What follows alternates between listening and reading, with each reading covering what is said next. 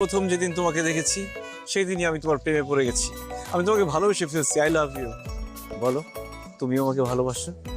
না জাহিদ, আমি তোমাকে ভালোবাসি না। কেন কেন কেন? কারণ তুমি প্রয়োজনের থেকেও বেশি সুন্দর। এত সুন্দর ছেলের সাথে প্রেম করা তো রিস্ক। এমনও তো হতে পারে আমি ছাড়াও আরো 3-4টা গার্লফ্রেন্ড থাকবে তোমার। হ্যাঁ, এটা মানছি যে আমি একটু বেশি সুন্দর, কিন্তু আমি একদম পিওর সিঙ্গেল। বিশ্বাস করো, আমার কোনো গার্লফ্রেন্ড নাই। শুধু গার্লফ্রেন্ড না, আমার দূর দূরান্তে কোনো চাচাতো মামাতো ফুফাতো খালাতো বোনও নাই। আমার জীবনে কোনো মেয়েই নাই। একবার শুধু তুমি আমাকে ভালোবেসে দেখো, তুমি ছাড়া অন্য কোনো মেয়ের দিকে আমি জীবনে কোনোদিন তাকাবোই না। প্রেমের বয়স 2 মাস হওয়ার সাথে সাথেই আমি তোকে বিয়ে করে ফেলবো। সত্যি বলছো জাহিদ? অবশ্যই সত্যি। ঠিক আছে, তাহলে আমি রাজি। তাহলে আর দূরে কেন, কাছে আসো। ছি বাবা, তোমার লজ্জা করছে না? কি ব্যাপার জাহিদ, এই মেয়ে তোমাকে বাবা বলতেছে কেন? হ্যাঁ, আমি জানি না, আমি কিভাবে বলবো? আমি তো এই মেয়েকে চিনি না। যাও যাও যাও যাও যাও।